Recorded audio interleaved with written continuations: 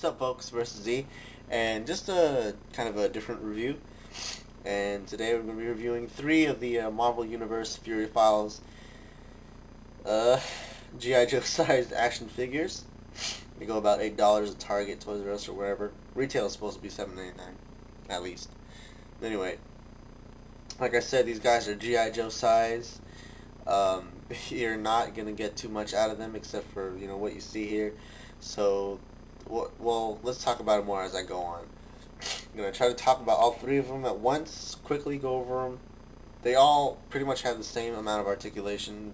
They're pretty much in scale. That's what's probably the only good thing about these figures are, aside from things that I'm probably going to talk about right now. So, first of all, let's talk about Iron Man here.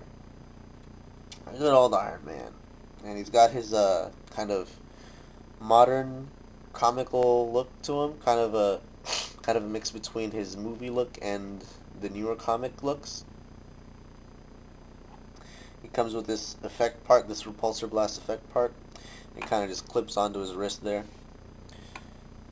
So a lot of these guys who have like effects, a lot of these guys who have effects kind of just have the part just clip onto their wrist or something like Iron Man.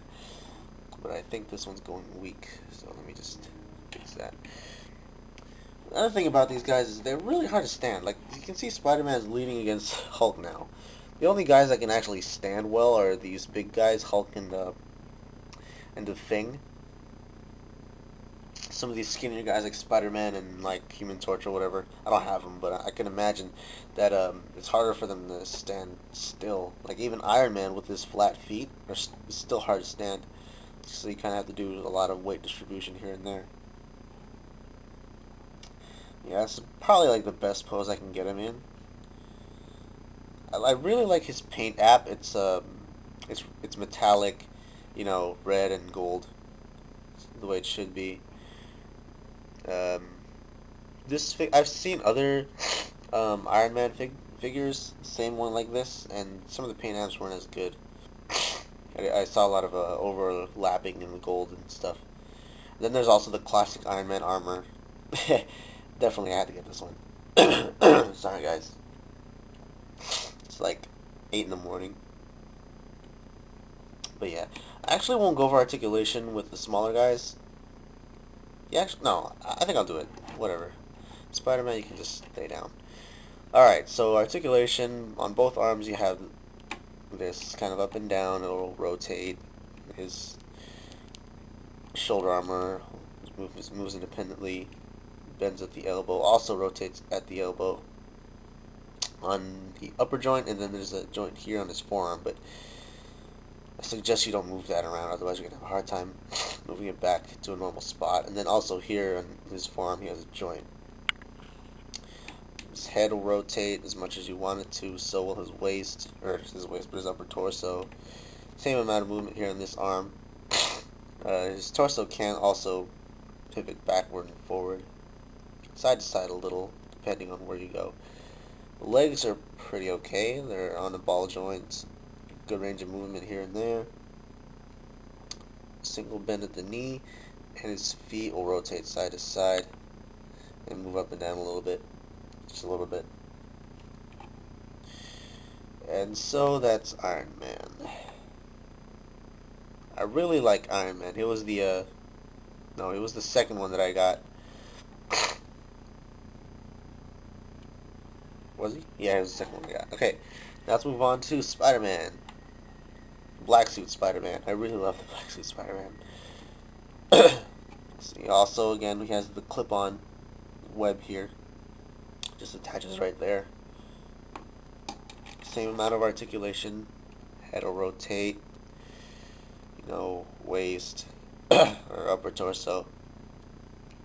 Paint application, I have to say, is not as good as Iron Man's, because Iron Man has a lot of armor to hide his paint, and a lot of where the places where the paint kind of rubs off and peels off is around the joints. So biggest example is right here.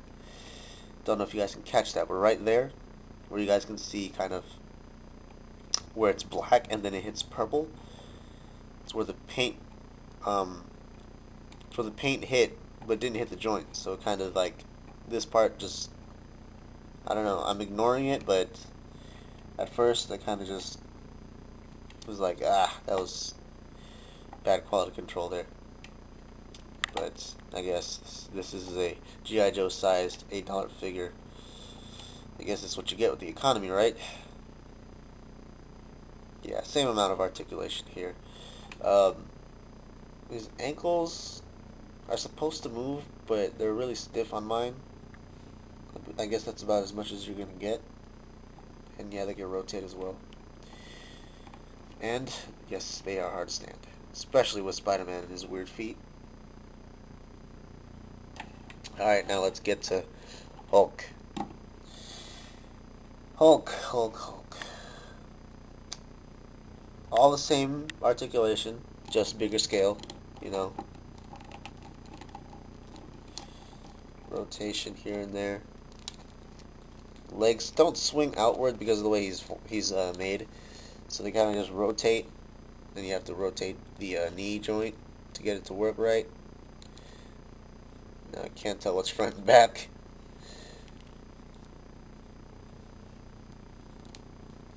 I can't. Alright, well, he must have a retarded leg now. Yeah, okay, there you go. Knee bends. His foot doesn't rotate like the other two do, but the up and down is a lot more prominent on this guy. Probably just because of the scale. And that's it. He has no accessories, none of that. I guess he makes up for his accessories, make up for his size and articulation and this and that. So that's Hulk. Let's get all these guys standing straight if I can, real quick while I still have time. Okay, he's standing. Now the harder guy to get standing, Spidey, of course.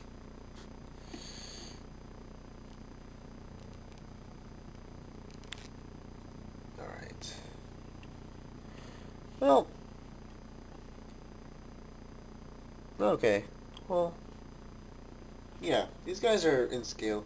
Let me just lift the camera up so you guys can get a better angle. There you go. It's about as... Yeah, should be about in scale. There you go. I can imagine Hulk to be a little bigger, just a little, but I guess this is fine, you know. But otherwise, what I gotta say about these guys? $7.99 at $7.99. What you get with these figures, at least with the normal size guys. I'm expecting to pay more like a $6.99 range, you know, $5.99, $6.99.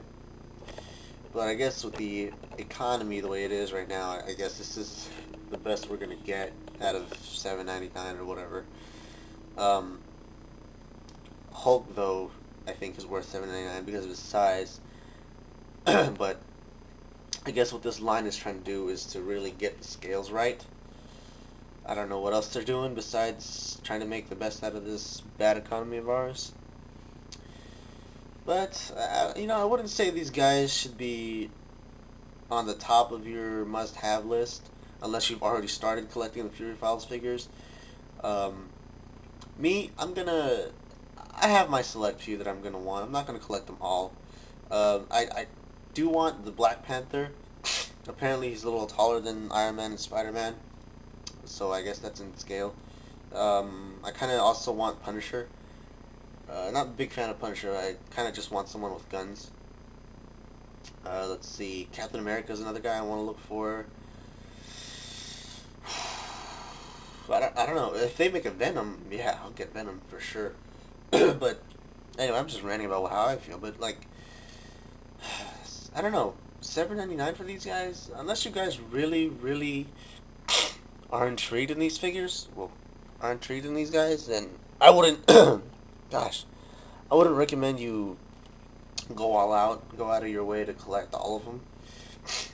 You know, if you have your favorites, then I would say $7.99. I guess if it's your favorite, it's worth it, I guess.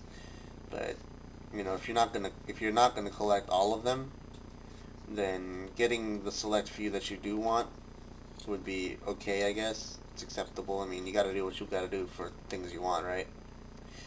But for me, okay, when I saw these things, I was kind of like, it's kind of cool. They're kind of bringing, the ultimate alliance in figure form. So they're just, putting in a different line. But I don't know, like the price was kind of iffy to me, but there was just something about them that I just kept on wanting them. But anyway, I'm running out of time. I'm taking way too long. So, final verdict: get it if you want it. $7.99. It's kind of iffy, but if you like them, buy one at first. But if you like the rest, go ahead. No one's gonna stop you but yourself, right? All right. Versus Z. Thanks for watching.